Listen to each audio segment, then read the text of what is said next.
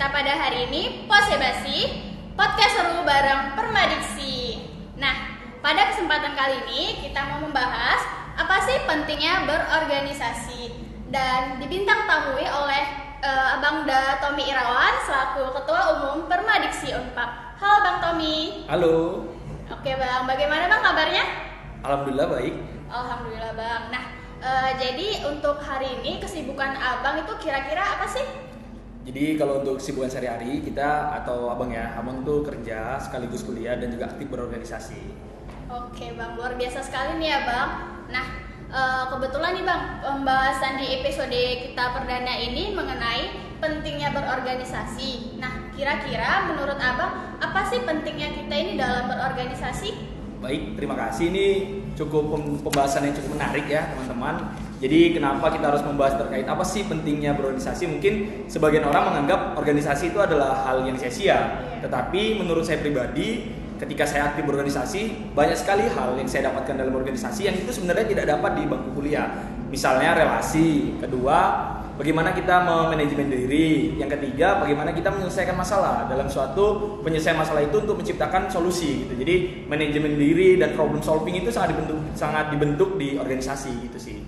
Oke Bang, nah jadi nih kan Bang, di setiap organisasi ketika kita baru memasuki organisasi tersebut pasti ada yang namanya LDK atau latihan dasar kepemimpinan. Nah menurut Abang nih selaku Ketua Umum Permadiksi, apa sih feedbacknya untuk kita, kenapa kita harus mengikuti LDK dan itu bermanfaat nggak kira-kira Bang? Oke, ini luar biasa ya. Sebenarnya kalau LDK itu di Permadiksi tidak ada, tetapi kalau di Permadiksi itu lebih ke LKMM. Latihan keterampilan manajemen mahasiswa tingkat dasar. Jadi apa sih feedback yang didapatkan ketika mahasiswa mengikuti LKMM ataupun LDK? Yang pertama, manfaatnya adalah kita dapat mengetahui siapa saja yang di dalam organisasi tersebut dan apa sih yang mengharuskan kita aktif berorganisasi.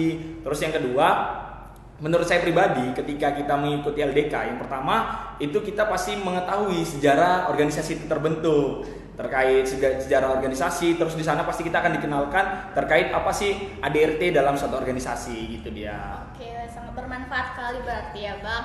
Oke Bang, nah jadi nih ya dari Abang sendiri nih, nah Abang kuliah, Abang juga kerja dan berorganisasi. Nah jadi jika salah satunya itu ada kegiatan dan bentrok nih dengan jadwal kuliah Abang, nah menurut Abang gimana nih cara mengatasi hal tersebut dan apa yang Abang prioritaskan? Jadi gini ya, kalau kita sebagai mahasiswa memang prioritas kita memang ya kuliah. Kita kewajiban seorang mahasiswa adalah kuliah, tetapi juga harus mengikuti organisasi. Kenapa harus? Karena ketika kita mengikuti organisasi, kita akan memiliki relasi yang cukup banyak gitu. Tapi itulah keuntungan dan juga kerugian ketika kita aktif organisasi.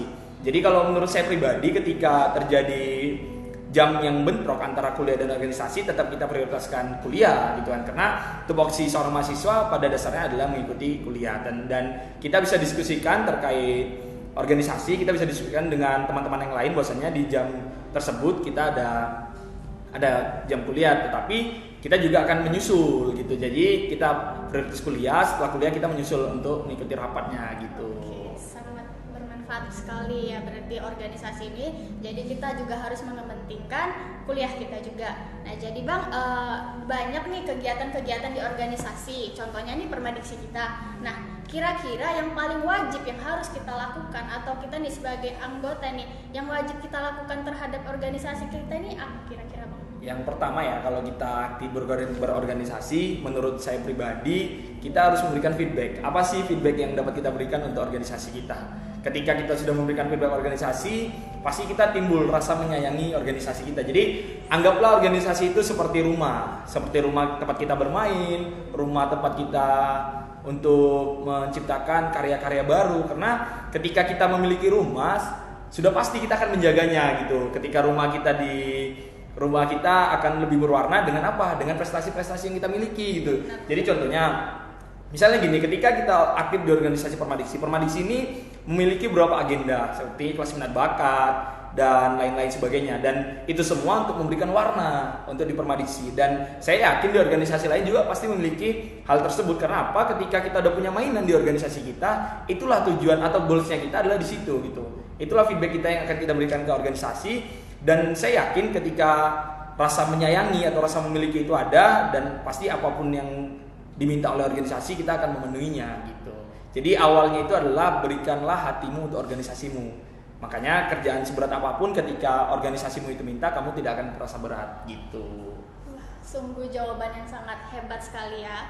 Nah, jadi di kegiatan rutin Permadiksi kita nih Bang, kegiatan apa lagi nih yang dapat menaikkan nama kampus dari yang Permadiksi yang udah lakukan selama ini? Jadi kalau di Permadiksi itu kita memiliki goals yang luar biasa ya. Kita memiliki yang namanya program kerja. Di program kerja itu kita memiliki yang mengarah ke bidang prestasi akademik, di bidang prestasi non akademik, dan juga yang pengabdian ke masyarakat dan lain sebagainya. Kita memiliki itu semua. Yang pertama, kalau untuk di prestasi akademik kita memiliki kelas debat.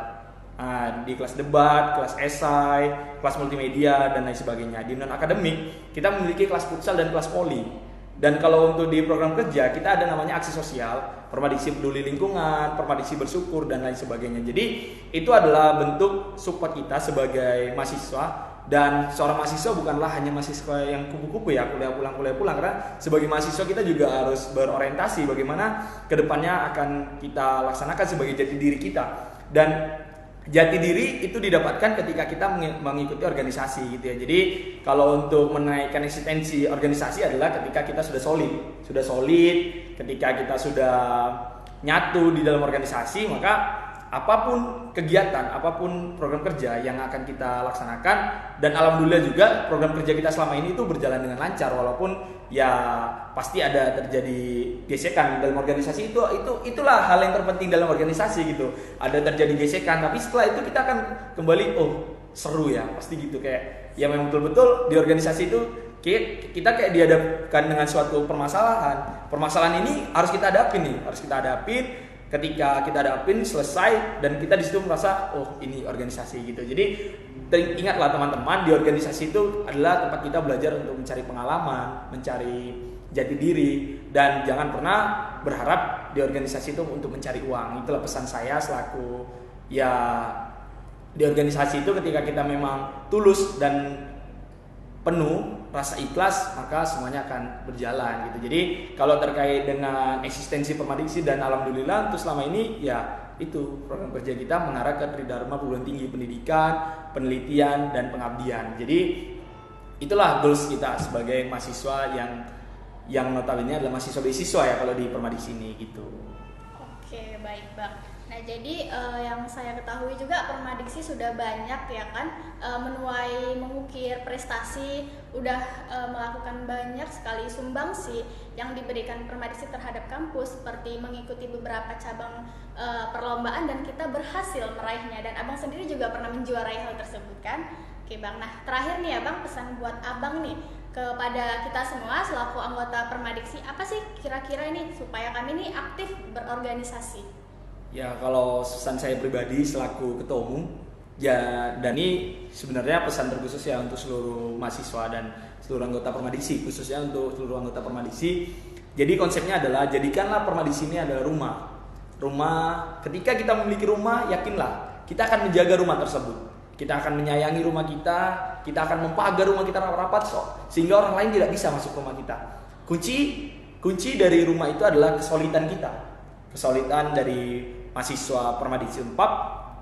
Dan ingatlah, kita di Permadiksi adalah orang-orang yang sama, orang-orang yang memiliki ketidakmampuan dalam bidang ekonomi, tetapi kita memiliki kemauan, dan itulah kita dijumpakan dalam kesatuan wadah yang sama di Permadiksi Unpad ini. Dan pesan saya pribadi, janganlah sampai di Permadiksi Unpad ini teman-teman itu berharap, ya itu tadi, kita di organisasi ini tidak ada mengharapkan yang namanya uang. Di organisasi ini kita bagaimana mencari atau menggali potensi yang kita miliki, bagaimana kita menyelesaikan suatu masalah. Dan pesan saya kepada teman-teman juga, terkhusus untuk mahasiswa Permadiksi Unpad, ayolah sama-sama jaga rumah kita. Kalau kita tidak peduli dengan rumah kita, siapa lagi yang peduli dengan rumah kita ini? Jadi kedepannya Permadiksi Unpad ini juga akan regenerasi kepemimpinan, akan terus berganti, berproses dan lain sebagainya. Ketika kaderisasi sudah terbentuk, ketika rasa kekeluargaan sudah terbentuk, maka tidak akan mungkin kita tercerai berai. Jadi kalau menurut saya, dalam suatu organisasi, apalagi asas kekeluargaan ini, pertanyakanlah apa yang perlu ditanyakan. Jadi kami juga di Badan Pengurus Harian dari tim Bersahabat, kita selalu menyampaikan, dan di rapat bulanan kita juga selalu menyampaikan kepada teman-teman apa yang menjadi kendala dan apa yang menjadi suatu hal yang menjanggal di hati teman-teman, disampaikanlah di rapat tersebut. Dan pesan saya juga untuk seluruh mahasiswa Permadisi yang belum aktif dalam suatu kegiatan, yakinlah kalian akan menyesal karena apa yang kita dapatkan di Permadisi tidak dapat di luar.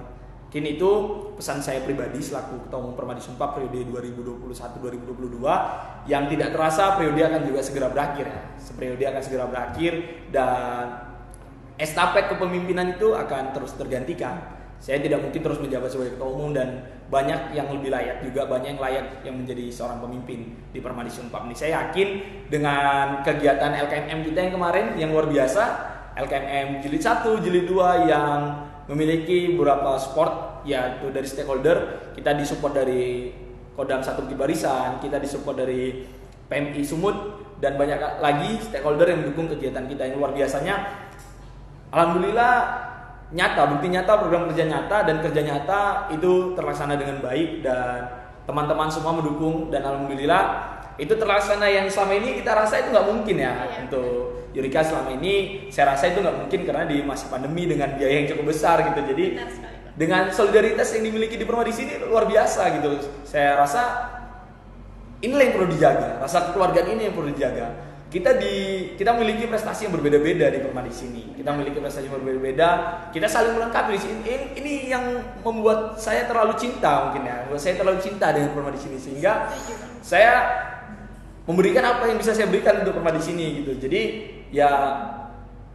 ya santai gitu, ya ikhlas aja gitu. Orang mau bilang apa tentang Permadisi, ya kita yang merasakan gitu. Kita yang merasakan selama ini perjuangan yang kita rasakan, perjuangan yang kita lakukan, ya kita tulus, nothing tulus gitu ya. Kita tulus. Sangat luar biasa sekali pembahasan kita hari ini ya teman-teman, yang dibintang tamu oleh abang muda kita Tommy Irawan selaku Ketua Umum Permadisi Unpad. Semoga bermanfaat untuk kita semua. Nah jadi guys, kalian nih boleh kasih saran buat kita untuk podcast kedepannya, kira-kira mau temanya tentang dunia pendidikan ataupun tentang perkuliahan. Untuk itu jangan lupa tinggalkan komentar kalian di bawah ini, jangan lupa di like, comment, and subscribe. Nah, jadi berakhirlah untuk sesi tanya jawab kita bareng Bang Tommy pada ini di Posebasi podcast seru bareng Permadiksi. Sampai jumpa di episode selanjutnya.